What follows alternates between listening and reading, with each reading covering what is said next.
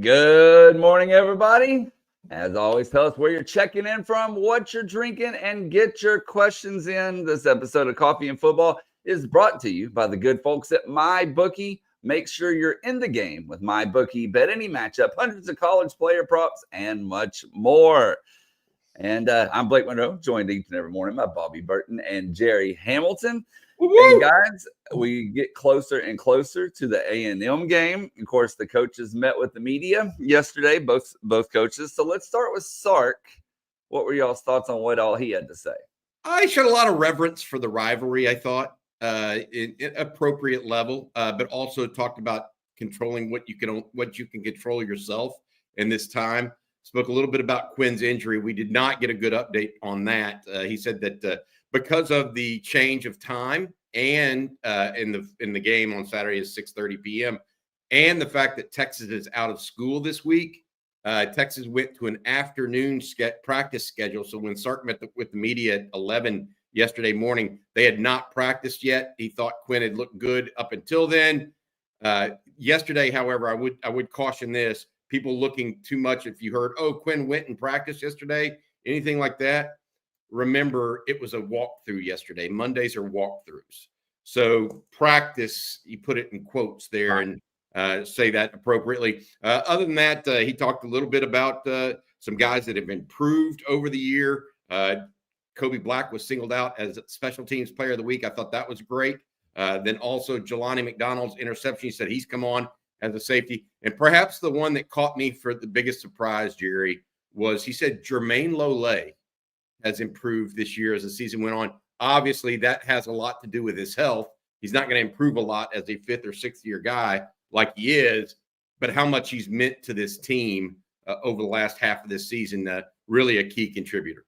Yeah, I mean, look, when we had Jim Nagy from the Senior Bowl on the SEC Media Days, the Senior Bowl had Jermaine Lole as an NFL draftable grade.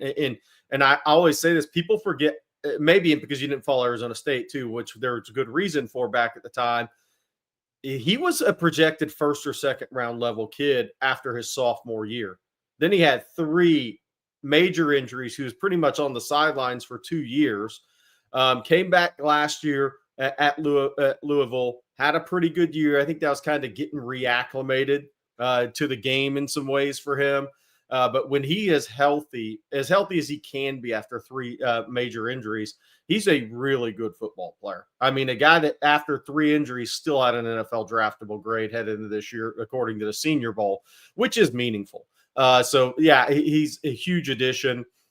Huge addition. And I'm guessing Dominic Williams would trade places with him right now if he could.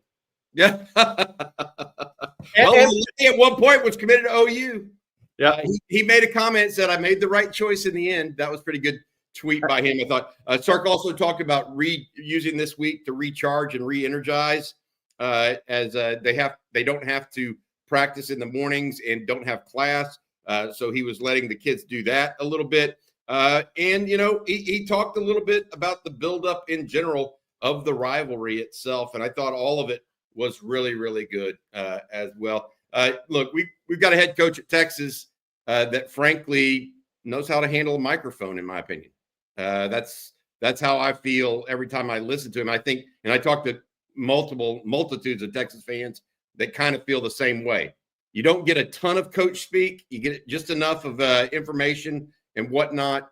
I think it's good stuff overall. Jimmy S just popped on. Any word out Quinn practice? Or we mentioned it was more of a walkthrough yesterday, so that stuff's more today.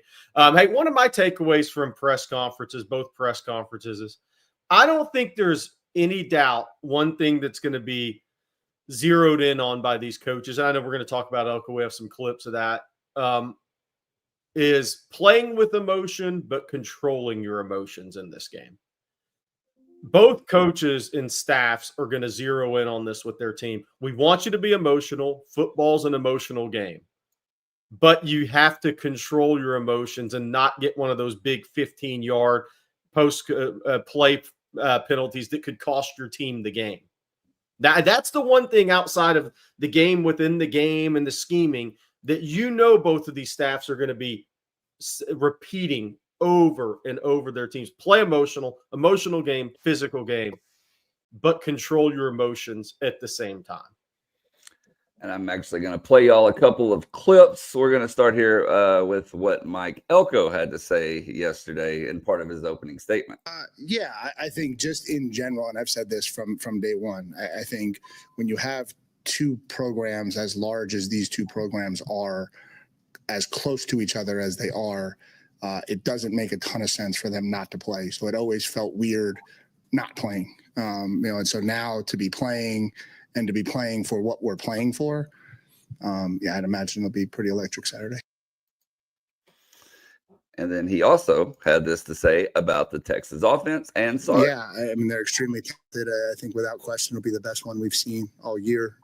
Coach Sark's always done a really good job offensively, in particular with the pass game, in particular with the downfield passing game. And so, they present a lot of different challenges. They do a really good job scheming up matchups and leverage, and they can attack you on every phase of it with a lot of really talented players, from the tight end to the outside wide receivers to the running back, to the quarterback, who's a tremendous player as well. And so it's a full field challenge. You got to cover them sideways and vertically really, really well to have success. And so that's a challenge, and we got to get ready for it. There you go. Elco's done a pretty good job at A&M, right? Yeah. I think everybody would say that. He's recruiting fairly well. He's got them believing in themselves, which I think Jimbo Fisher had completely lost the locker room. That was part one. But ultimately, they're 8-3 right now, Jerry. If they lose to Texas, they're 8-4. How big of an improvement is that, actually, in your opinion?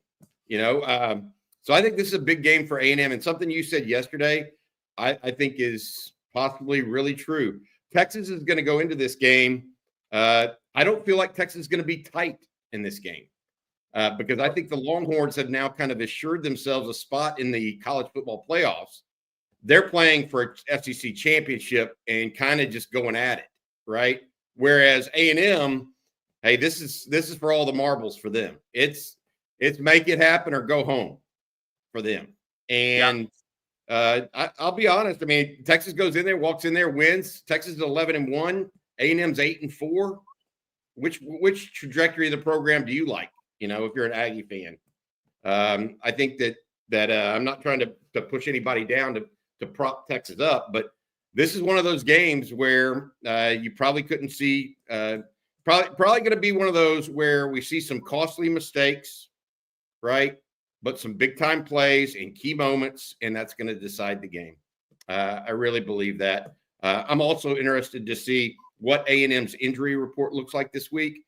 There's word that Reuben Owens, the running back out of El Campo, who has been out all season with a preseason injury, is going to try to go against Texas on Saturday, adding to Amari Daniels in that backfield too. So we'll see what happens. But Texas, I think they have a little bit of a mental edge going into this simply because, Texas doesn't have to play tight.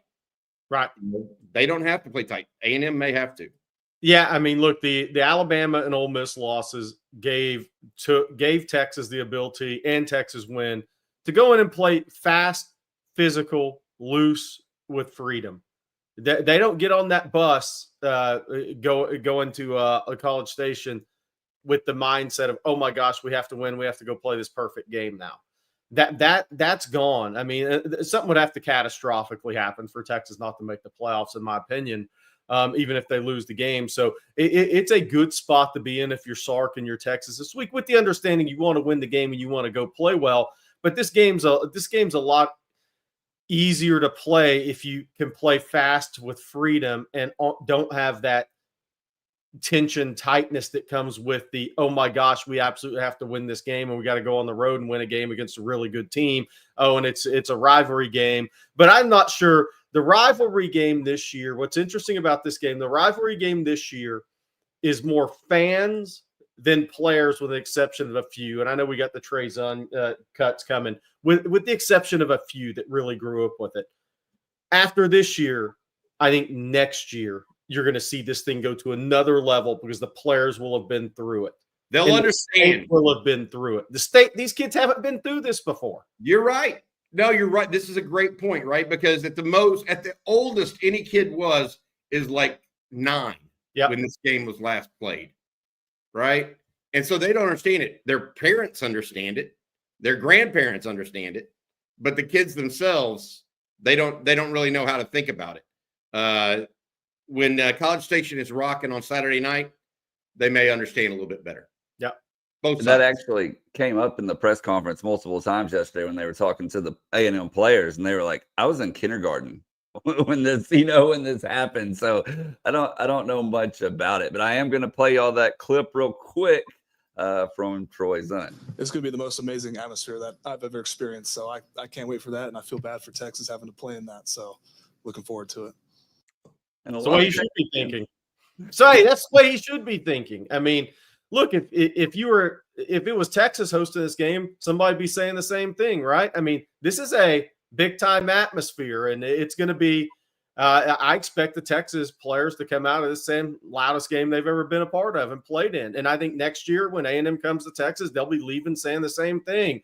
I love it. I think it's great. Now, I'm just excited. I like the I don't even call that trash talk. I just like the chatter because the state's been missing this for too long. I just love all of this. And I think for recruiting in the future that these young kids that attend this game, that they're going to be a part of it now and start to understand it. This game helps your in-state recruiting for both programs.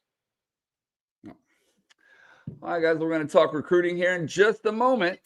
But first, I need to let everyone out there know about MyBookie. And with all the excitement of this season, you need to make sure that you're in the game with MyBookie.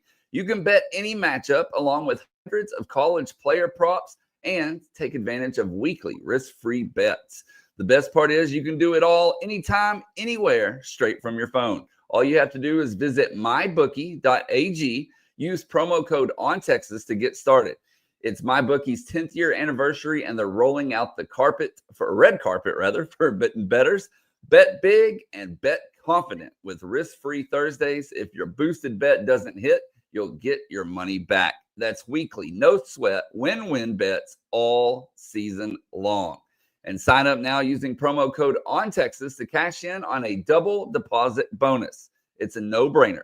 Double the cash in your account before you even place your first bet, but do not wait on it because it's only available for a limited amount of time.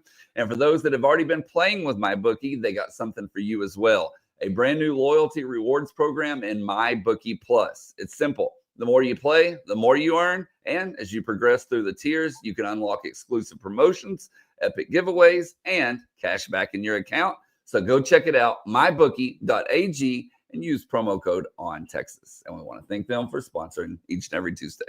Hey, by the way, if anybody missed last night's live stream, go back and watch the Brett Robin interview because he talked about playing at 4-0. But by the way, first thing he said was 4-0 against the Aggies. But he talked about playing in College Station and how loud that was in that environment. And I think it's a pretty good look at what's ahead for the Texas players Saturday night. Yeah, I mean, we can recount it here. I mean, basically, he said that there was a game. Chris Sims was the quarterback. Brett was the running back in that game. And literally, they were coming out of the A&M end zone, and they used to have an area called the zone back then before they detonated part of Kyle Field. I don't know if they still have it. Anyways, he was coming out of that, and literally, he said it was like being it was the verbal equivalent of being in a pitch dark room and you couldn't see your hand in front of your face. He said literally Chris Sims was yelling to him from less than a foot away, and he couldn't hear. He could see his lips move, but couldn't hear the words. That's how loud it was. And it's a great description that Brett had for that. And that's what Texas can expect. So when the A&M punter pins Texas inside the 5 on Saturday night, just think about that, because that's what's going to be going on, right? In that huddle and what Texas is trying to overcome, much less all the extra speakers they're putting on the field for God knows what reason. But anyways, my point being, it is a loud environment, and it will be one of those that you just have to work through. It's going to take some signals that they'll have, Jerry and Blake, that are silent signals. We'll see what happens with it. Hey, so I have a question on the speakers thing. if Texas gets there on the field pregame and those speakers are indeed there, I mean, could you bring a pair of shears and just cut the lines? I'm serious. Like, in turnabout fair play, you want to stick to speakers on the sidelines? Fine. I will just cut the cord. Oops. 5 minutes before the game. Yeah, I think whoever did it might go to jail for theft or whatever you call You it. didn't steal anything. You didn't steal anything. If they accidentally. I mean, I wouldn't. If somebody said unplug, I wouldn't unplug them. I'd take a little pair of loppers and go, pop. You want to play that game? Play that game. Jerry Hamilton going all in, baby. Going rogue. Douglas Scott says vandalism. I mean, yes. Yeah, Hey, Jerry, want to go real quick over to recruiting, if you don't mind, because there's some little bit of news you got yesterday on a key player that the Longhorns are after. We've got a lot of recruiting news going on TexasFootball.com. Make sure you check that out each and every day. Jerry, Kellen Wiley, linebacker out of Tampa. You had an update on him. You talked to a couple of people close to him. I think you also talked to someone close to Javian Hilson, the defensive lineman out of Cocoa, Florida. Let's start with Kellen Wiley, and let's watch a little bit of his senior tape at the same time. Yeah, for those that haven't seen senior tape here, Kellen Wiley from Sefner Armwood, who was in the playoffs in the third round of the playoffs. That's where they're at in the state of Florida there. But look, he visited Florida last weekend. I talked to somebody who's been a great source on this recruitment all the way through, and they think Texas is a big leader here. Florida flipping Ty Jackson from USC, from Loxahatchee there in Florida, I think is a pretty good indication there. And, there were some reports, Florida wouldn't take Kellen Wiley. That I call BS on that. They'd take him if he wanted to come, if they thought they would for sure get him. This is an in-state kid who has Miami offer and Texas offer and Alabama offer. So I think that's just kind of talk. But at Texas, I believe is a big leader here. I don't think Miami will be the choice. And I think Texas has done a really good job in this recruitment. When he said he was going to visit Florida there, Texas didn't panic. They stayed right in the recruitment, just said, go ahead. We want you no matter what is been the message to Kellen Wiley and his family. And I think Texas is looking really good in this recruitment. And by the way, I just want to say this I'll say this on some kids. I'll say it on some kids in Texas if I feel this way. Florida and Miami, I think, are going to end up looking bad on this if they truly didn't stay all in on this recruitment. This kid's got a very high upside, and this is not a kid you kind of go back and forth on. I think it's a bad decision by those schools. He's got some work ahead of him to become a linebacker, and sure. Like every high school guy got a lot of work ahead of him. But that physicality, you tell me that won't work on special teams next year? I mean, seriously. Look, go back for the people that like to compare players. Go watch Derek Hall, who played at Auburn. He's out of Mississippi, Gulfport, I believe. Played at Auburn, is now in the NFL. Go watch this high school tape and his high school tape back to back. And this is why Florida and Miami will be wrong on this kid, ultimately. And I'm not saying they didn't want him, but it's Texas has recruited him harder. I think those schools are making a mistake. I'll say it. Just go watch this. Go watch this kid's tape and go watch Derek Hall's tape back to back coming out of high school. It's almost the exact same player. And Derek Hall ended up being more of an edge rush guy who's making a lot of money in the NFL right now. Ended up being 6'3", 250, 255, and was about 6'3", 220 coming out of high school. These two guys are very similar prospects. Did they give you any sense on a timeline? I know there's only 8 days, Jerry, until planning. Did they give you any sense on a timeline? I mean, not really. I think at this point, it's, a kid could always do something earlier, but I think at this point, hey, we're 8 days away from our school signing ceremony for all our kids. Right. So because Wiley and Terry are pretty much in the same boat with that. And I talked about Michael Terry about how he wants to respect this Alamo Heights team. They're making a playoff run. So I just think we're so close to signing day now. And I'm not saying something couldn't happen because obviously Joseph Mbakdu did something earlier, but we're getting so close to signing day. I think it'd be a little bit of a surprise. Got it. That makes sense. I mean, you just it's wait and see, right? Essentially, is what you're saying. And then if they do it beforehand, they do it beforehand. But most likely signing day for a lot of these guys. Yeah. And I don't want to sit here and say it's 100% because it is recruiting, but yes, we're getting so close to signing day. Watch where they roll him down. Go watch Derek Hall. I get it. I get it. You can just see it when you play with that kind of physicality. It's kind of that. I just want to see him a little bit more in pass coverage. By the way, hey, I had a question for you, Jerry, on this. What about Javian Hilson? Because you said a little bit about him last night on the live stream that you and I did with Talking Ball. What were your thoughts on Javian Hilson? Because you talked to a couple different sources there. Yeah, they have a playoff game Friday night, and they're playing. I think it's Newberry, really good team. Has a D tackle committed to Ohio State, another D lineman I believe committed maybe to Florida. He may have flipped, but a really good team they're playing.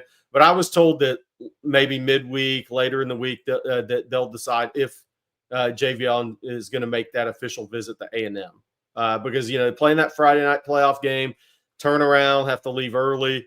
Go to College Station Saturday night. He's done it before. He's been doing it, but is he actually going to make that visit? We'll see. I think it's, I think it's likely, but not 100%. So later in the week, I think they're going to decide if Javion's going to make the official visit to A&M this weekend for the Texas game. Michigan's in it after last weekend. I still question whether he would actually end up at a school up north.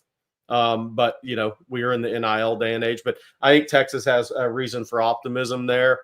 They've been strong with that recruitment for a while. I think Kenny Baker being a big part of that recruitment actually helps Texas because he is the pass rush coach at Texas.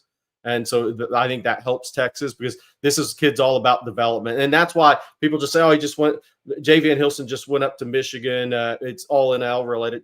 Well, Wink Martindale's a pretty good coach too.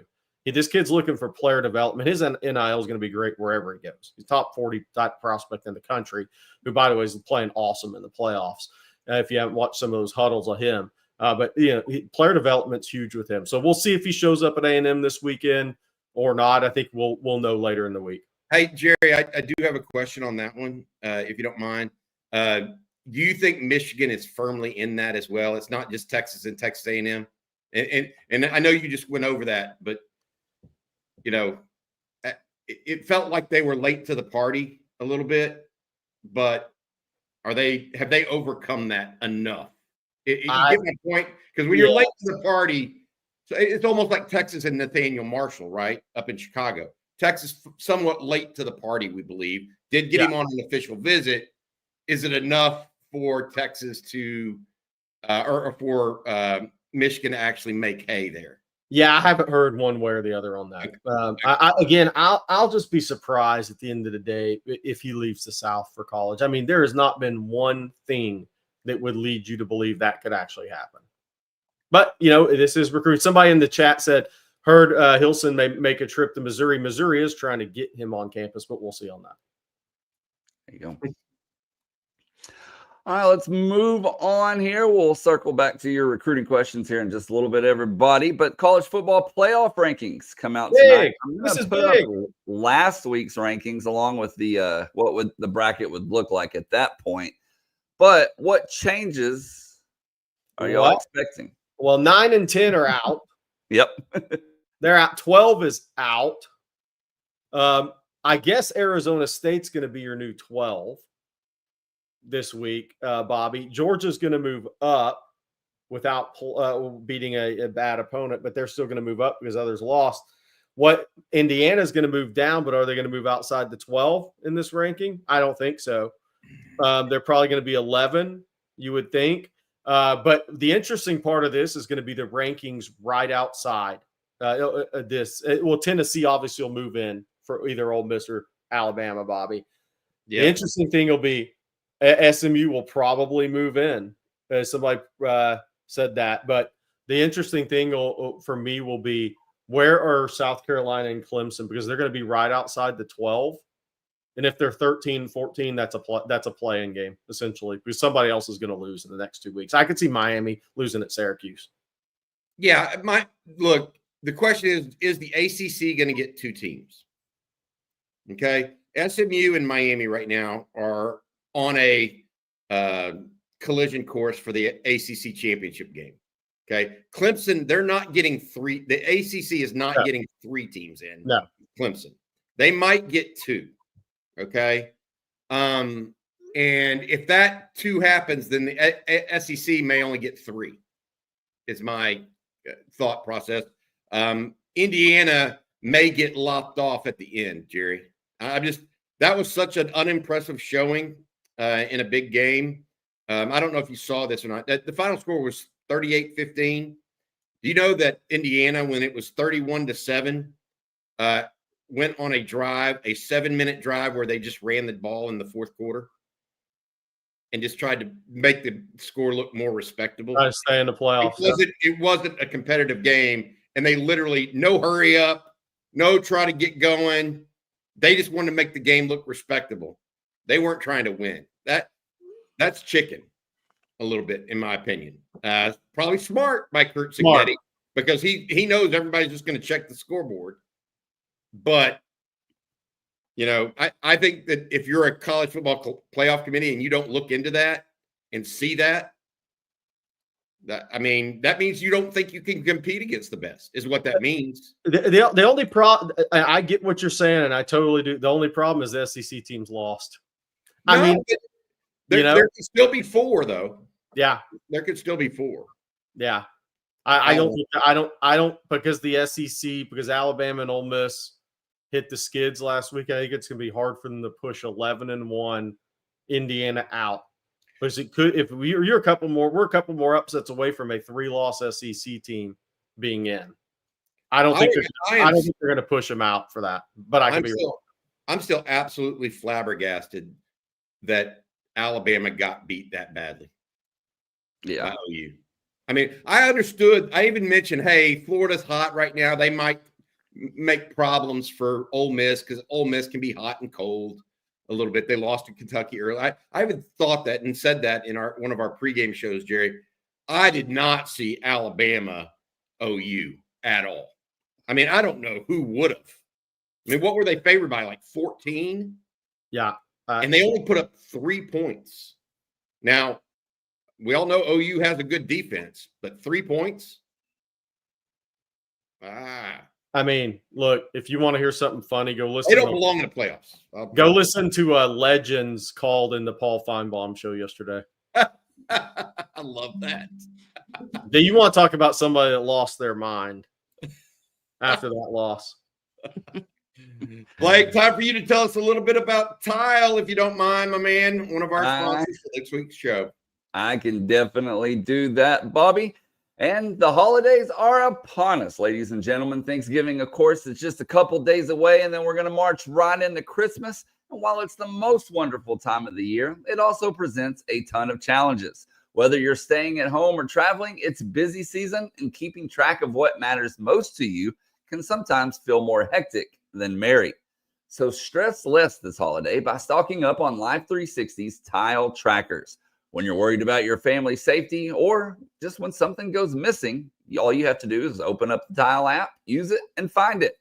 I personally use it to keep track of my keys because, like I've told y'all, my wife, my kids, they'll set them down in different spots every time. But the good news is with Tile, I don't have to worry. I just ring my Tile and when they go missing, or I can even track their location on the map. You can also add Tile trackers to your Life360 and see your family and all your family stuff in one spot. It's that easy. It's that convenient. So family-proof your family with Life360's Tile trackers. Visit tile.com today and use promo code ONTEXAS to get 15% off. That's tile.com, promo code ONTEXAS to get 15% off. And Bobby, I'm going to let you tell everyone about Hargrove Roofing. Yeah, this is one of my favorite ones to do. Thank you very much to our friends over at Hargrove Roofing. Billy Hargrove, big Longhorn fan. Offices all over Louisiana, Arkansas, and of course, Texas, including Austin. Hargrove Roofing will take care of all of your roofing needs. Plus, they're Longhorn friendly with partners like our kicker, Bert Auburn, and former defensive tackle, Stevie Lee. They are the most pro burnt orange roofing company out there. Give them a shout. Call them today for a free roof inspection. Hargrove Roofing, know who's on your roof. I love having, by the way, Jerry, one of my favorite segments of the week is Stevie Lee on Monday afternoons in the winning drive, courtesy of Hargrove Roofing. I love that. I love the energy he brings. He's a good mix with Tony Hills, if that makes sense. That they might make a great podcast at some level. That would be awesome. Well, look, Gabriel says he missed the amazing Manscaped advertising. Look, I said it yesterday. I can't do them anymore. They're all sold out. Auburn, you bought them all last Friday and used them Saturday. They sold 80,000 products in like 1 hour on Friday before the game Saturday. Get some more in. I'll start reading it again.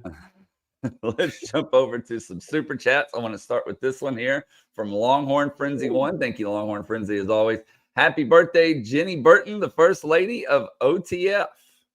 I know she is glowing right now with that, by the way. Thank you so much, Longhorn Frenzy. And then we got one here from Tubin, Texas. And he says, Texas A&M will play tighter than a frog's rear end. 44-17 Texas. Texas will play loose, as Jerry stated. Happy Thanksgiving and keep up the excellent work. Hookle. Happy Thanksgiving to you. 44-17. I haven't gone on my scoring prediction yet. My question to you is, how many points do y'all think A&M scores in this game? Like that's what I'm not struggling necessarily with what Texas can do on offense and can't do on offense, but I am struggling with where I think what A&M will do against this Texas defense. Like, do they get in the 20s against Texas? Maybe high. I mean, if obviously they can always get higher if somebody catches fire or something happens crazy, but where does A&M get on offense in this game, in y'all's opinion? Any thoughts, Jerry? Yeah, I do have a thought on this, actually. Is depends on how clean Texas is with the football. Oh, because momentum in a game like this can really be something. It can be like an NCAA tournament game.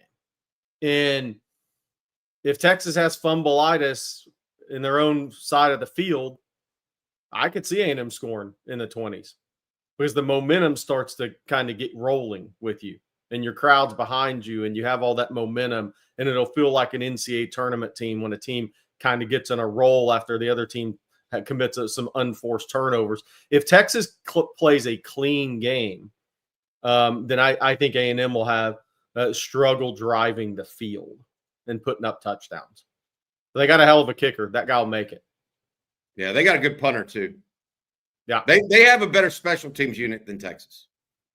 I think it's imperative that Texas doesn't turn the ball over in their own territory Saturday. I think that's fair. I'll see let's see what happens here. Because Marcel Reed has put some points on the board for A&M. He gives them, and Rod was talking about it. What he does is he gives them an extra runner in the red zone. You know what I mean? And they're scoring 7 a lot when maybe with Wigman they score 3 in the red zone. And so, and Colin Klein, as we all know from his time at Kansas State, feeds on that QB run. So much more of a fit for what they wanted to do, in my opinion. And by the way, some people started chiming in on the chat, and they're right. Be interested to see where Marcel Reed's health is at, too. Both quarterbacks were limping late in the games. We talk about Quinn a lot, but for those that didn't watch the Auburn A&M game, Marcel Reed was limping the last 20 minutes of that game as well. Yep, I agree. And we got a super chat here from Brett Mayfield. Thank you, Brett. He said, I tried to do $19.39 to honor A&M's last title. Wow. I just wanted to say, when we get this win, I'll super chat 10 times the score difference in the post game. Oh, jeez. All right. They just need a win. That's the big thing, right, Brett? Hey, does anybody have the update? How many days it's been since A&M was ranked number 1? I've lost track. I've been too busy to keep up with it in America. But I think we're at like 24,400 and like 80 days or something like that. That'd be an important stat to know right now. 1939. My dad wasn't even alive at that time. That's crazy. That is crazy. Jerry's Jack Links, thank you. He says, I have a different take on Quinn staying in the game. I think he just wanted to. It was likely his last game at DKR, and as much as he gets injured, he doesn't mind playing through those injuries. Yeah, I want to say this. So I was talking, we did a pre-production meeting with Brian Irwin and Bob Shipley for this morning's lunch with the coach. That'll come out. We'll do that, and then it'll come out around 11 today. But we had a pre-production meeting yesterday on that. And they said, as two former coaches, they said, no way. Like, I was like, does Quinn go and say, hey, I need to come out of that game? And he said, both of them, like, there's no way a quarterback ever comes to you and asks out of the game. If they do, they're not your quarterback. Yeah. You have to tell a quarterback to get out of the game. And I was like, okay, good to know. That wasn't something I had necessarily thought of in that way. So if Quinn gave Sark the thumbs up and Sark thought he could run the ball and play defense, Sark wasn't going to do anything to put that game at risk. Some people thought maybe he was putting the game at risk by keeping Quinn in there on one leg. I was one of those people that said, hey, this may be a time. But when they drove that ball down there, I just thought it's like Sark said yesterday, that's 2 weeks in a row. And I said it in post game where Texas has had to have a drive, and that offense has focused and gotten it done. Now, against Arkansas, it was a mix of the run and pass. Against Kentucky, it was completely all run because Quinn was hobbled. But when you got, I'm just telling you, they're doing something right at Texas right now on offense when it matters. Not perfect by any stretch, but good stuff.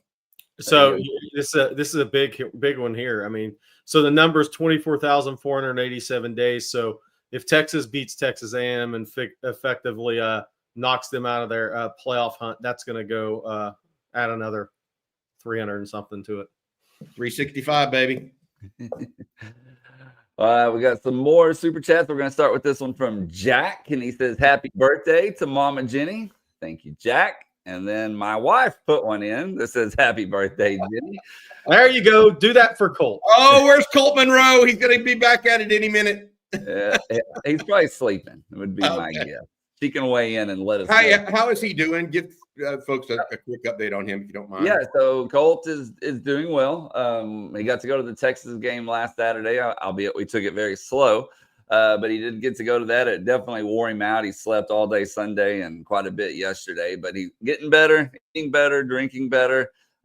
Still a long road to recovery. He's lost, and Krista can weigh in here, probably around 20 pounds. So now it's putting all that, he went from being cut up, straight muscle to losing 20 pounds. And so that's like the main thing right now is getting that weight back on him. But in physical therapy, everything's on track and going as planned. We just got to continue to keep eating and keep drinking. Hey, Blake, this reminds me, Colt's a baseball player. You broke some news for the Longhorns. This is actually pretty big news if he ends up on campus. Yes. But the nation's #1 baseball prospect for 2026 committed to Texas last night. That is correct, and that'll actually lead me to this super chat from Bevo Holic as well. He says, has the #1 baseball recruit actually gone to college? I don't know previously on that. I'd have to go back and look. But Grady Emerson out of Argyle, he's a shortstop 2026 kid, ranked #1 by perfect game. He did commit to Texas, was previously committed to TCU. He decommitted from there a couple of weeks ago. I don't think that was really made public at the time. And then visited Texas this past weekend. Gave him a commitment on the spot, and here we are. He made it public late last night. But yeah, I will say this: don't be surprised if he ends up on campus, and don't be surprised if he doesn't. There's definitely a better shot with him than previous #1s, and so the Texas baseball staff, they wouldn't be shocked if he ends up on the 40 acres when it's all said and done. So definitely something to monitor. But for all those people that are instantly saying, "Oh, he'll never make it to campus," there's a lot of moving parts in this one. Long way away from that draft. Blake. Yes. A lot of things can change. Definitely. And so, there's so many variables with this one that I feel comfortable saying there is a legitimate shot that he ends up and burn orange before it's all said and done. Blake, from what I hear, baseball recruiting went really well for the 2025 class. You posted something. They finished first or second? Second. 2025 class. What are they ahead of the game right now in 2026, I take it? Oh, yeah. Yeah, it's a huge difference, man, especially, going back a year ago to where we are now, number 2 in 2025, number 1 recruiting class in 2026. So in 2025, it was LSU then Texas. In 2026, it's Texas then LSU. So 2 heavyweights just, fighting for that top spot. Both programs getting a lot of great talent, and Texas doing a good job of identifying elite guys that they really feel like they have a legit shot to have on campus. Come on, Sark. You have the number 4 class. Sloss is 2. What do you got going? What's going on? Bring it home. Hey, Chuck Mason Jerry, have you ever seen anything like you've seen with Florida in recruiting? Get more specific on that because I'd love to answer that question because we've had a little discussion on a story I posted on TexasFootball.com about that. But get more specific on that, and I'll answer that because I'm sure it's a pretty good topic. I think Sark should, if Javion Hilson and Kellen Wiley go Texas way, Sark should have his signing day press conference in Orlando. Hey, speaking of baseball and football together, Longhorn Nation with the super chat says, is Derwin James a good comparison for Jonah Williams? Taller and thicker than most safeties with elite athleticism. Well, I can definitely jump on this one. I was at ESPN Under Armour when we had Derwin James in the Under Armour All-America game. I went to see him at high school at Auburndale. I would say this for Texas fans, hope Jonah Williams ends up being that player. Derwin James was uber, ultra, whatever term you want to use, physical. I mean, he was a dude physically on a football field. If Jonah gets to that level, I haven't seen many high school safeties on that level that could actually run and play the position. I mean, his physicality was a 9.5 out of 10 on every single play. So if Jonah can get to that point, then, Texas has one hell of a safety. I'll say that. But Derwin James' physicality is not what you normally see from a safety in high school. I haven't seen it very often. They could actually play. All right, guys. Our next super chat comes from Football Junkie. Thank you, as always. Any truth to Texas falling behind in NIL? Lots of rumors about several members of the 2023 class not happy. And I'm going to also tack this question on because we've been asked 1,000 times yesterday. Manny Muhammad puts out a cryptic tweet, I guess you could say. So a lot of people inquiring about that. I'll let y'all take it away. So, look, I'll be blunt. Texas isn't falling behind in NIL. They've chosen to do deals with the ones they've chosen to do deals with. And I think now they have a malcontent that they're dealing with out there trying to spread disinformation. And I'm not going to name that malcontent because I think people might know who that is. But I think that Texas did more than enough for that person in retrospect. So I'm just going to put this way. Texas is not hurting in NIL. There are players that want to get paid more. Of course, I want to get paid more. Jerry wants to get paid more. Blake wants to get paid more. And you want to get paid more. So they're always going to be looking for that. As far as Manny Muhammad's tweet, that could have been, guys, I've been doing this way too long. You have no clue what that really meant. That could have been talking about something that when he played one of the receivers at A&M in high school. It could have had nothing to do whatsoever with NIL. So I would let time speak for that. I did purposely write an article today on Texas Football about the portal because of this. I don't see Texas losing guys that they want to keep, that they truly want to keep. I just don't see it. They're not Alabama, where Ohio State's going to make a precipitously larger offer than Alabama can make in NIL and lose two starters to Ohio State over the summer. So I just don't. It's not the same situation. Texas also has more continuity in its coaching staff. I do think in the portal, and Jerry, I'd love to get your feedback on this. I do think in the portal, Texas will probably lose 10 plus players. in the portal. It's just a natural attrition that is happening now with the portal. We saw guys leave last year that Texas didn't necessarily want to leave, like Billy Walton, for example. You saw Malik Murphy, who clearly was blocked to playing time, go to Duke. Good for them, right? You see guys like 2 years ago, Jameer Johnson goes to the portal out of a California kid. He's starting at Indiana. He wouldn't be starting at Texas. There's no chance. No. And so Austin Jordan, same thing. Good player at Texas, good special teams guy. I think it'll be 10 plus. How many though will Texas get on the intake is something, because I do think they'll lose depth pieces.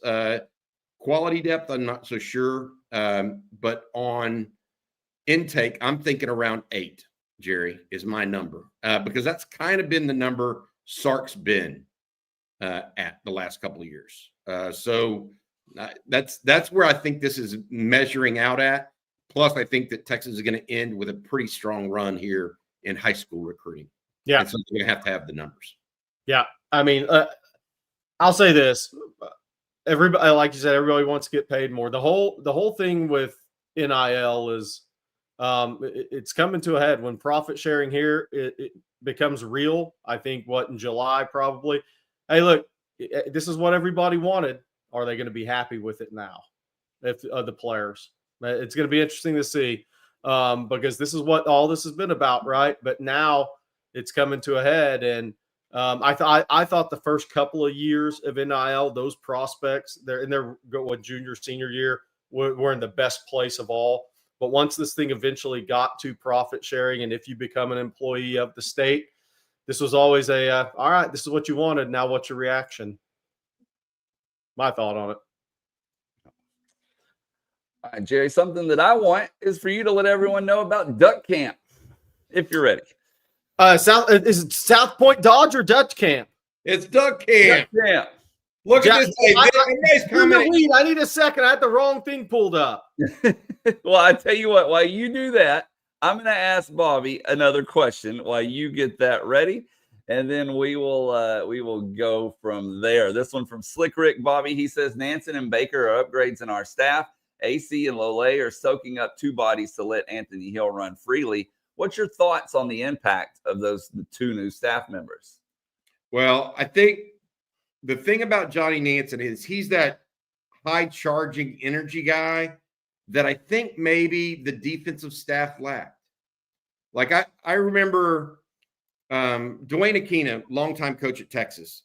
There were several defensive coordinators that Texas went through during his time, but he was always the voice you could hear over everybody else's at practice. He wasn't necessarily the mastermind of the defense, but he was the voice of the defense.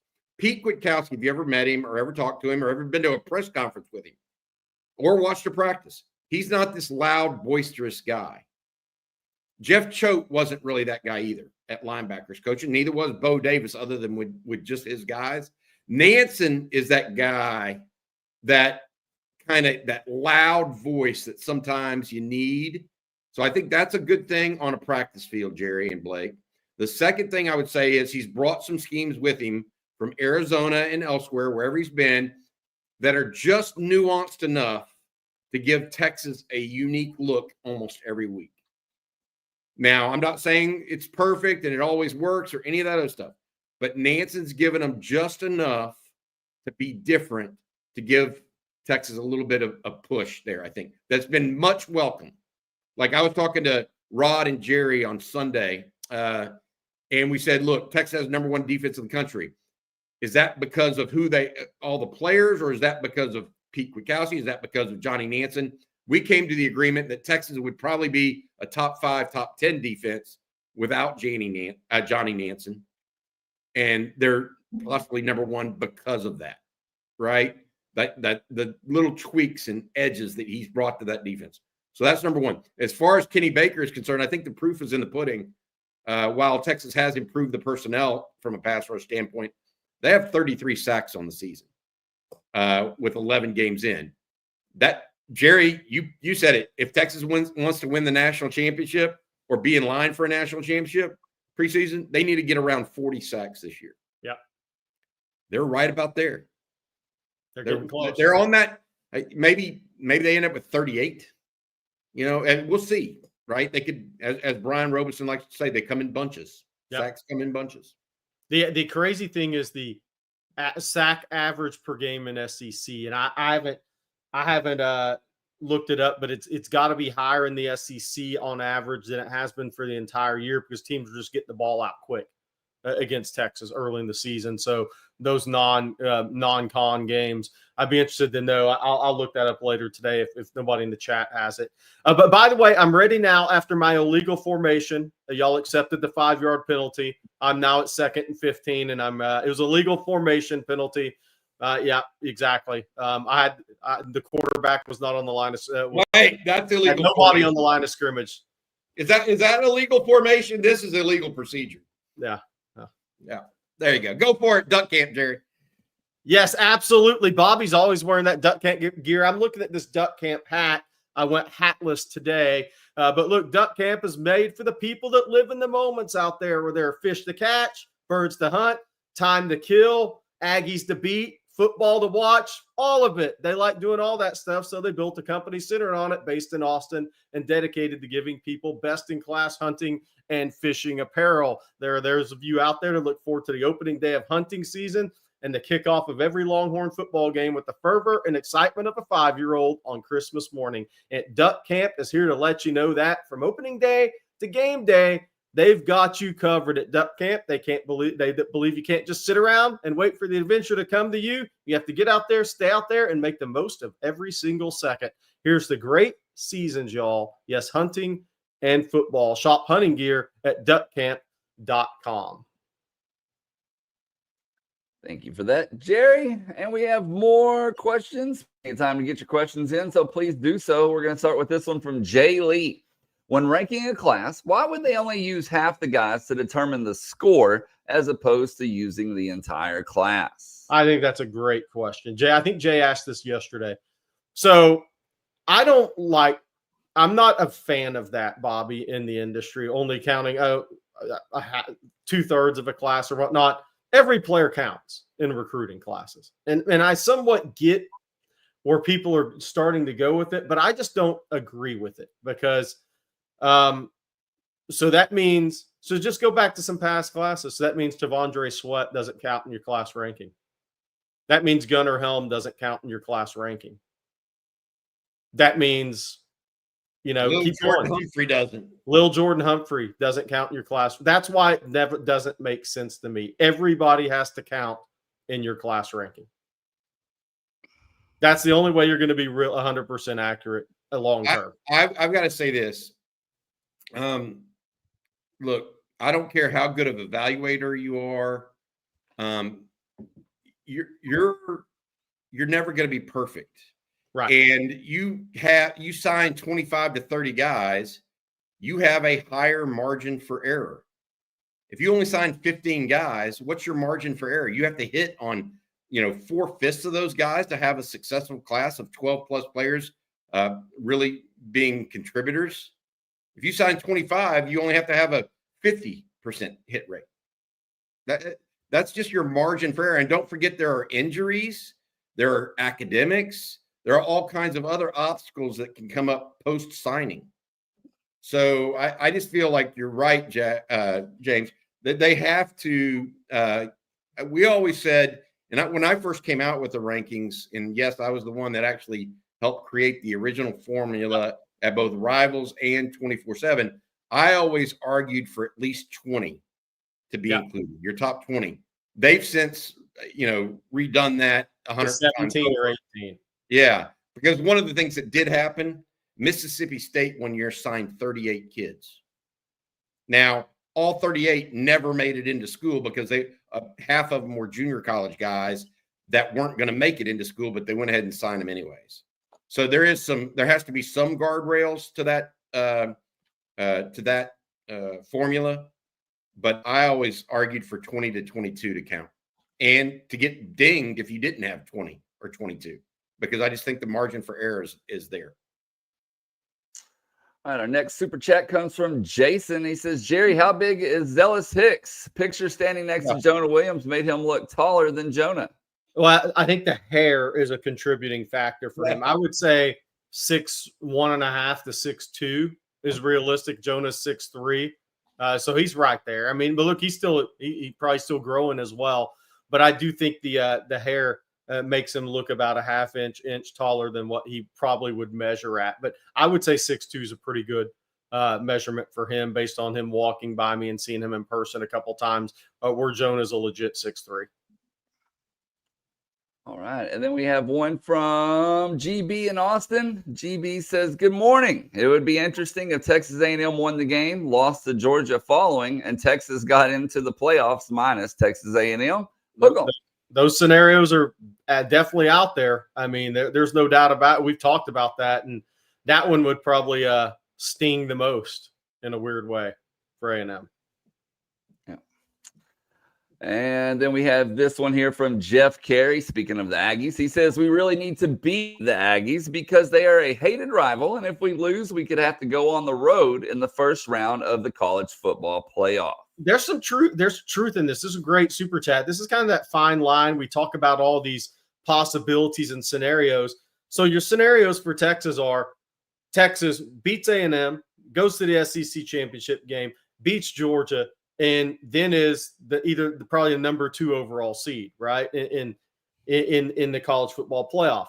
There are the other scenarios. You beat A&M, you get to the SEC championship game, you lose to Georgia, and then you're sitting there at 11-2, and you're the 5 seed, which the 5 seed may be the best place to be in the college football playoff, honestly, in my opinion. I'm not sure being a 5 is not better than being the 1 in a weird way. Other than the 1 gets the extra week off.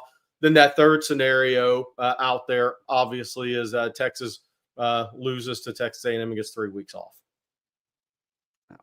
And then if you lose that game, you might be on the road in the first playoff game. There you go.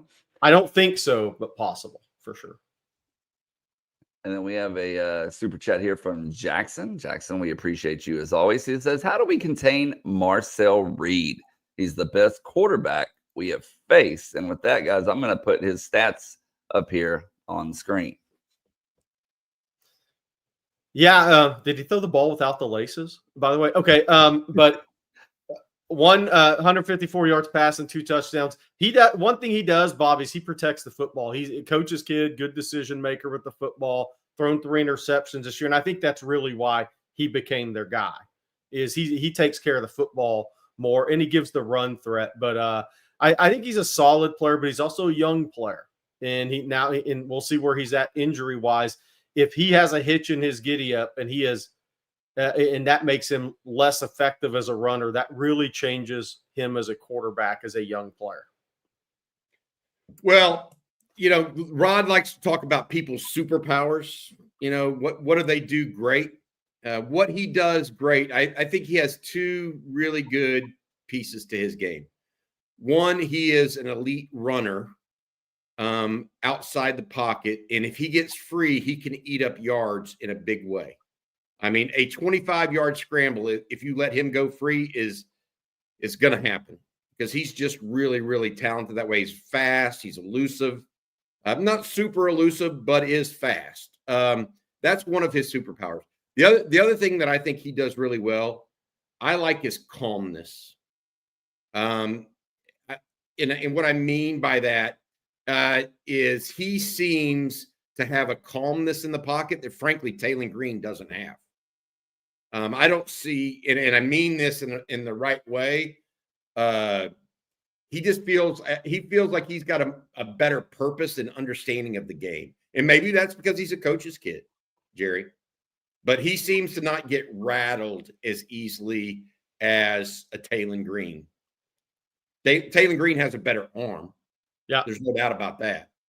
But who's the better quarterback? I think long-term Marcel Reed is, because he's got a better feel for the game. He's going to be more accurate too. Yeah, those are his 2 best traits, in my opinion. Cool under pressure, can really run. Adequate thrower. And to Jerry's point, has taken care of the ball really well. overall. And for all that, he gets a program that's trying to recruit a quarterback into the portal. Yeah, that's what we're hearing. You know, is A&M going to go after a quarterback in the portal? That's the word on the street, guys. They're going to do that. Oh, by the way, there's also word on the street that Oklahoma's going after a quarterback in the portal, and it may be the Washington State quarterback. Yeah, So, who's from Little Elm. I saw him in high school. Obviously he went to Washington State, wasn't super highly recruited. That kid's ended up better than I thought because I went to see him when Terrence Brooks was in high school. That kid's ended up better than I thought, and any college coach thought too, because he was not highly recruited. That kid's got a little Diego in him, I would say. He's got a little Diego in him, but he's a better thrower. He's got that he's got that toughness quality about him that's really good player. All right. Ambassador of Texas, thank you for the super chat. Players win games, but the Sark Elco chess match will be fireworks. Sark won round one. He wasn't sweating in the press conference. Goodness. Elco is, I texted Bobby and Jerry yesterday. It looked like it had to be 115 in there because. But it was only 68. Think he's got any pressure this week? Jerry, where do you come up with this crap? Oh my God! Oh man! Oh. All right, moving on. I will say this about that: defensive coaches often get the best of them, but offensive coaches don't need as much to win. Right? Like a defense can dominate a game for 2.5, 3 quarters, but a good offensive coach, if he gets a good quarter and a half on you, can put up enough points. So let's see what happens there. Eric Mitchell. Thank you, Eric. He says, happy birthday, Lady Burton. Hope it's the best one yet. Hook 'em, fellas. Thoughts and prayers still with Colt. Thank you for all you do, gentlemen. Thank you, Eric. Thank you, Eric. And thanks for being a member of OTF. We appreciate you guys very much. My wife is in the chat all the time. I did not tell her or suggest for her to ever get started on that, but I think now she's addicted. So she enjoys you guys too. It's highly entertaining, to say the least. All right, Dante, how many starting offensive line personnel could remain for next year? Same question for the secondary as well. Ooh, that's a good one. One starter on the OL is possible. Yeah. I think the rest are gone. I think Cam Williams. Can you put that back up, please? Oh, yep. Sorry. There you go. All right. I think DJ Campbell's the one possibility to return for next year. I think Cam Williams, the early returns that we're hearing are just going to be too much for him to stay, in my opinion. Secondary, look, Manny Muhammad is a possibility. I know Jelani McDonald, Derek Williams. Who else, Jerry? Manny Muhammad, Jelani McDonald, Jalen Gilbo will be back.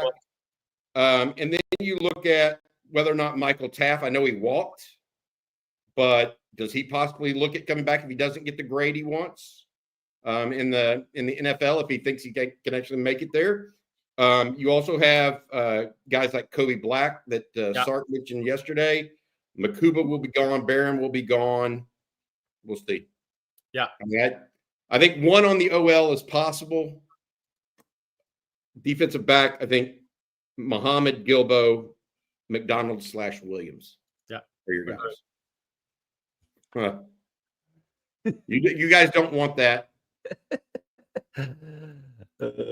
Clay. Ashley and Jenny, if y'all want to do a Bravo like Housewives of Orange County watch with us, I'll co-host with y'all. I can't believe you watch that. Of course, I watch that. It blows my mind. All right, Clay K. Good morning, fellas. Good morning, fellas. Can you guys remember a more consequential Texas A&M game?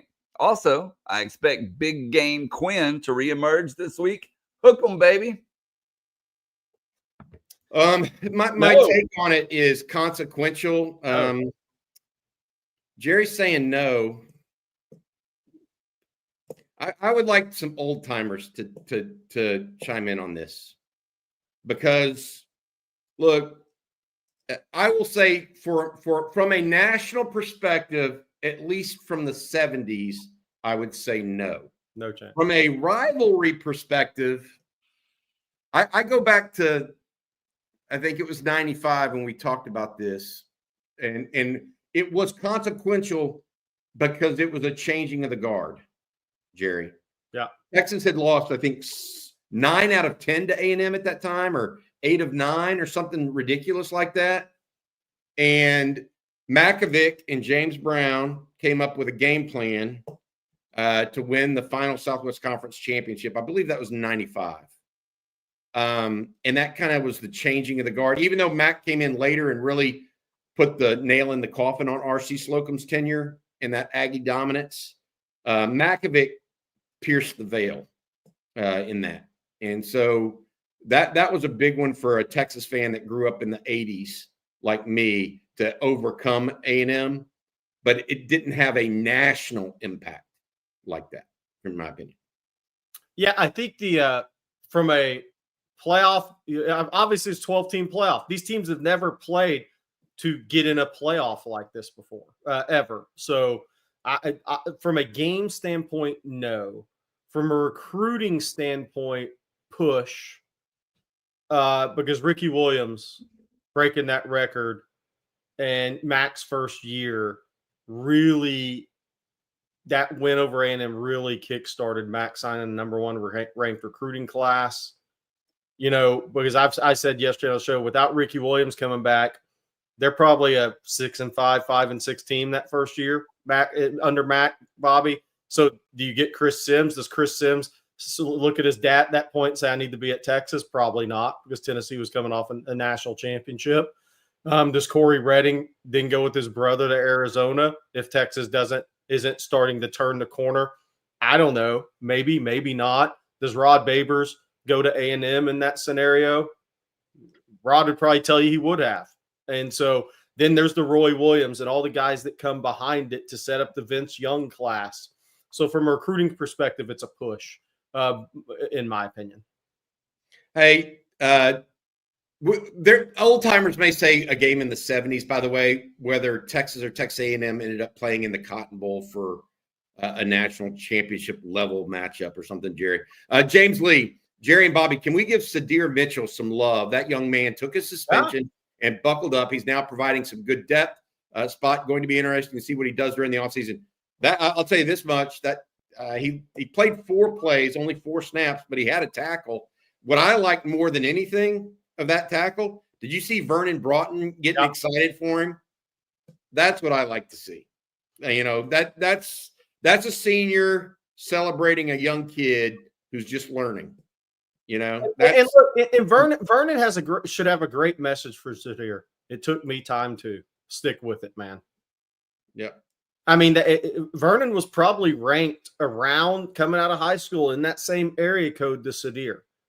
And it's not Adwater instant player. It never will be, never has been, and never will be.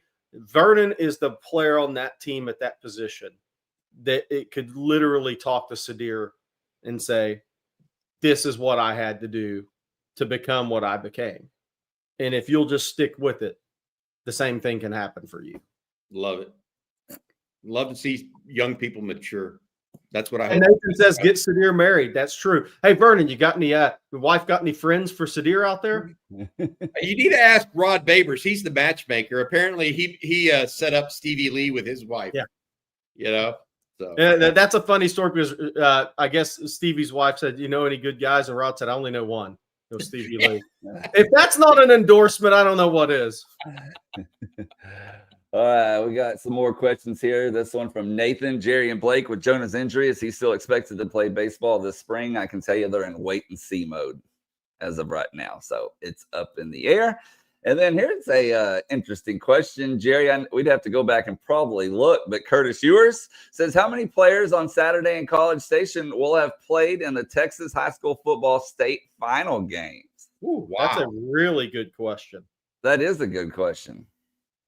That'll take some research. Kid Ewers has, obviously. Michael Taff has. Ethan Burt, Colton Vosick. Probably Anthony Hill. Anthony Hill, Connor Robertson. Robertson. Who's the Manny Muhammad. Yeah. Trey Wisner. Trey Wisner. who's the 5-star from the small town that plays for A&M now? Terry Bussey. Yeah, he's the one. He's definitely one. Colin Simmons, Cam Williams, Alex January. A lot. Good questions. Sark's done a good job of he's recruited a bunch of state champions and guys that played for state winners. Yeah, winners.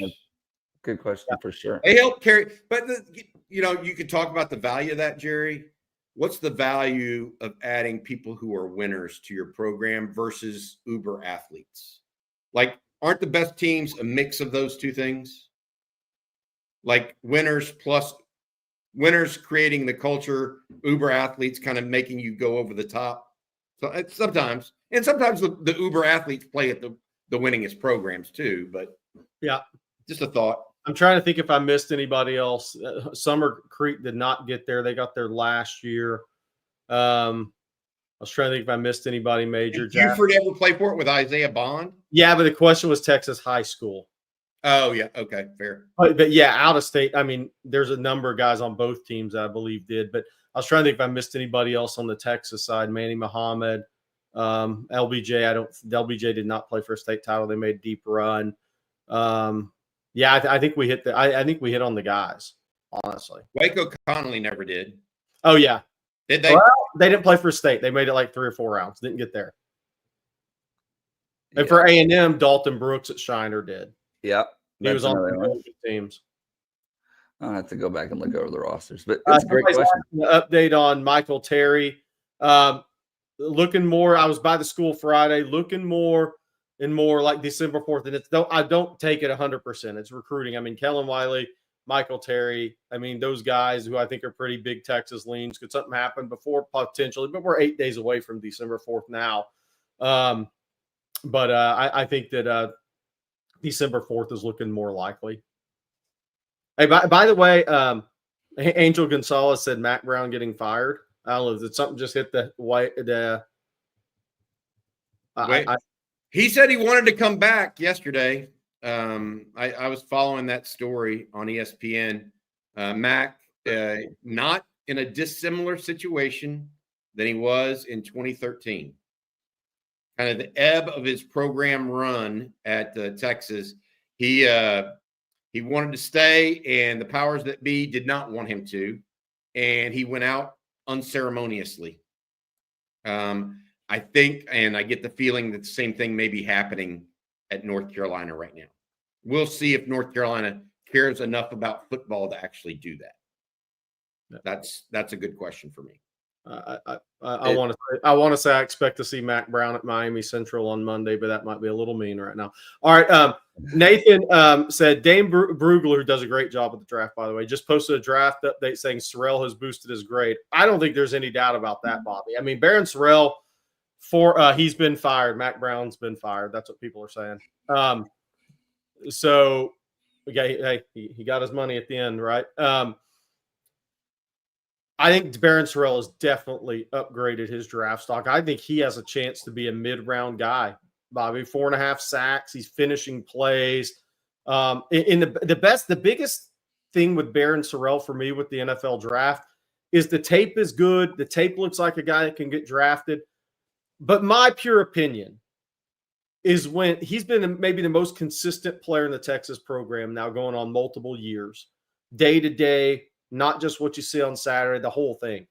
How impressive is he going to be when he interviews with teams? His stock will go up a little bit more when he interviews with teams, in my opinion. I don't know about you, Bobby. I think his stock will absolutely go up, in unquestionably. And what I mean by that is he is a guy that can play 5 right now, that may be able to play 3 in certain situations, even at his size in pass rush. So let's see where he goes. He's a strong side, a true strong side defensive end. And the one thing about the NFL is they they rarely go after guys that are just true only pass rush guys. They know you have to hold up in the run game. And I hope he's done a good enough job to get that taken care of for himself. I love Barron Sorrell for everything he's put into the game and the University of Texas. Jerry, you and I talked about it 2 years ago. He went into an offseason after his freshman year, and you looked at him in the spring, just 3 months after, and you're like, wow, he's changed. Yeah. The next spring, wow, he's changed. I went and saw him again this year. Wow, he's changed. He has been the reason he was going to interview so well, I think, and why coaches will give him, the highest marks they can, is because he's been consistent. Yeah. I mean, that's what the NFL needs. I mean, you got to come every day. It's not a part-time league. It's a full-time gig. Yeah. So, and he's a talent maximizer. Yes. That bumps you up around. All right, we got some more super chats to get to before we get out of here. But first, Bobby, I'm going to let you tell everyone out there about 40 Acres Apparel. Yeah, absolutely. 40 Acres Apparel was born inside DKR. Jerry's wearing the shirt right now. I think Blake's got some gear on. Designed and built exclusively for the University of Texas and Longhorn Nation. Go down to the University of Texas Co-op or go to universityoftexascoop.com and get geared up with 40 Acres Apparel. Great designs, fashionable, high-quality SPF 50 moisture wicking. It's just a super good product. Looks great, feels great. 40 Acres is also a proud sponsor of the course material scholarships for UT students. Again, good gifts for Christmas if you're looking for them over at 40 Acres, available at the University of Texas Co-op. Okay, thank you for that, Bobby. And let's get to these last few super chats here. We're going to start with this one from Just a Dude. Thank you, Just a Dude. Hearing Matt Rule saying that they'll lose 40 to 50 players. Are there players Texas would be interested in, like that wide receiver whose name escapes me? Malachi Coleman, I mean, I think that'd be surprising to me, because Texas can get older guys with a lot of production, and they need speed guy in this class. I mean, I've said if Zechariah Branch enters the portal, I think your Oregons and Texas and everybody will take a long look at him because he's kind of that guy. But 40 to 50 players, that's a huge number. If that happens, I'd be highly surprised. That means look, I'll say this: if Nebraska were to lose 45 players, that means they're losing some guys that started for them. That means their rebuild is not going the way Rule wanted it to. All right. Dax Kelm says Texas just put me in timeout and live YouTube chat for one true comment. Wow. Can't help you there, Dax. What are you doing trolling over there, Dax? Come back to the good side. You get just desserts if you go over there. And then Longhorn Nation. Thank you, Longhorn Nation. Last year and this year, Texas seems more focused on the road than at home. Hopefully that continues on Saturday. I don't think Yeah. No. 10-0. I think that's true for a lot of really good teams, though. It's almost easier to play on the road than it is at home because of the ticket requests, family, everything that comes with it. Sometimes it's easier to go on the road, connected as a group, Bobby, business trips, and just keep all the focus right there on football. Because when you're really good at home, everybody wants to tell how good you are. You got the ticket requests, everything that goes with it. Sometimes it's easier to play on the road. Girlfriends not bothering you, things like that can get in your mental way, getting away from the books. That was always a big one back when I was in school. They change when they leave, though, right, Jerry? Like people used to, Texas would leave early Friday morning and not have to do any Friday class. So you wouldn't even be thinking about class or anything. Get to the game, take the game, and then worry about books after. Now they do it in Friday afternoon typically, but any kind of distraction, to your point, Jerry, can be eliminated on road games. I think it's one of the things that happened with Georgia when they visited Texas. I mean, did they not look laser focused? Oh yeah. Yeah. And so I think that's a true story. And I think teams that are really good take on the us against the world mentality when they go on the road. if a coach is really good at pushing a team's buttons like John Calipari was when he had like one of the best rosters assembled in modern day college basketball and had them thinking it was them against the world, those teams tend to play really well on the road. They relish it. By the way, I made a comment about girlfriends there, about them being a distraction. It's not necessarily that when you have one girlfriend that's a distraction. Right. Some of these players may have more than one. Just going to put that out there. A lot of tickets. That's a lot of ticket requests. Oh, And man. maybe sitting next to each other, and that's never going to end well if you look up in the stands. Tube in Texas, thank you again for another super chat. He says A&M has given up 576 rushing yards over the last 3 conference games. What's your expectations for Texas on the ground this week? I didn't know that stat, first of all. So thanks for adding that to the chat. Appreciate it. Wow. Is that like 190 a game? I think Texas's ground game can be hit or miss based on what they've got going on in the game. You know, man, that is a big. Well, now one of those games is South Carolina, and that's QB and running back. So Texas is a different team than what you're looking at with that. So that's kind of one of those stats where they've given up that many yards, but one of those games is Lenora Sellers and Rocket Sanders. So what if they given up with running backs? That's the stat that's going to matter for Texas and Texas A&M.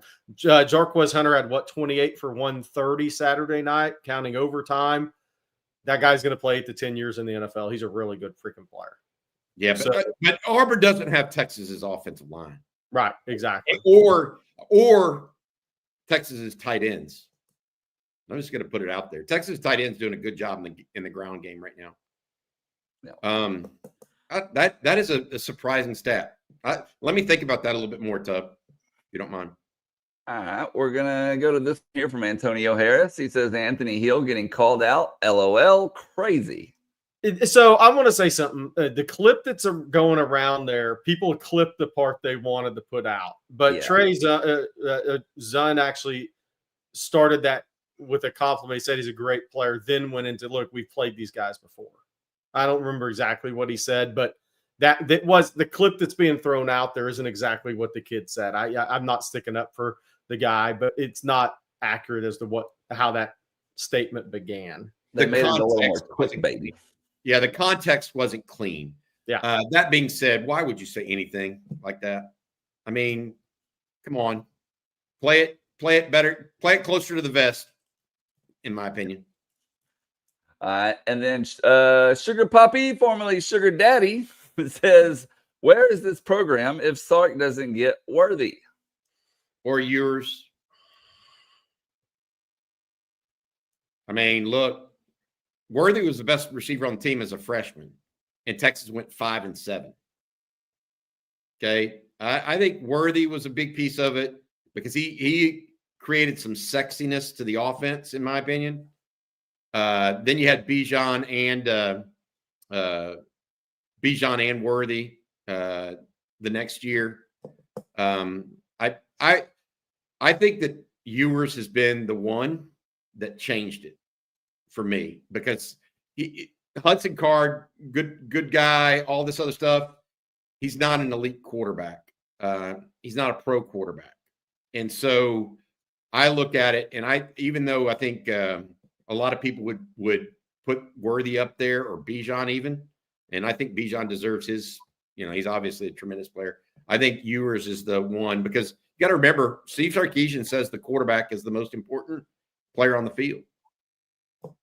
That's a big one. I want to say this about Worthy that he did, and the sex appeal in recruiting is huge, right? He created a sex appeal for the Texas offense. Yeah. That had been nowheresville with the stuff that Tom Herman had put out there. Yeah. Now, they were able to recruit a Bijan Robinson even with that, but they were going nowhere fast with elite skill players on offense after Bijan. And the crazy thing about Worthy is he'll go down obviously as well, that record will be broken at the combine, is arguably one of the top 3 fastest players to ever play at Texas on a football. Jamal Charles is right there in terms of carrying a football on a field, right? Guys didn't train the same way for the combine they do now.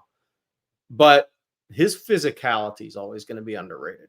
He had some real toughness to him. By the way, you know why else that recruitment was big? Can you imagine Michigan with Worthy on it last year? Woo-hoo. People would have been saying, hey, we can beat Michigan. If he was on that team, people would have been saying, there is no way we can beat Michigan. All right, we got one more question here, but before we do that, Mac Brown did indeed get fired. However, he will coach on Saturday in their season finale against North Carolina State, but a decision has not been reached on whether he will coach in the bowl game. So, but he is on his way out. That is official from the school. And you know what? Thanks to Mac for all he's done for college football. He has been awesome, really good. Bobby, to this day, still best recruiter I've ever seen. I mean, him and Bobby Bowden. I mean, look, if Mac has a memory recall, like if you don't know him, you just can't imagine how good it is and how effective that was in recruiting. And everybody's like, well, Sark at Texas now. Think about Mac Brown in the NIL era, guys. I mean, that he would have been extremely scary for college football. Yep. Yeah, guys, he did a lot of great things in college football. Definitely. And like any Hakeem Olajuwon staying too long. All these guys are going to stay too long. Very few guys walk away when people think they should. And our last one for today, fellas, this one from Clay K. What's more likely this week? Quinn with 300-plus passing yards or 100-plus team rushing yards? I'm curious to see how Sark attacks Elco's defense. Team with 100 rushing yards. No doubt in my mind on that. Because I don't expect Quinn to have 300. I mean, he hasn't had 300 since when? If he does, that will be a quiet stadium. Yeah. Or there's a reason he has 300, and that's because Texas having to come back. Yeah. But I would say the more likely is 100. Florida's last one, 100 team rushing yards. And I also think the 100 team rushing yards is more important and more indicative of a good game from Texas. Agree. I don't think Texas has to have Quinn pass for 300 yards to win. I think they do need to probably run for 100 to win.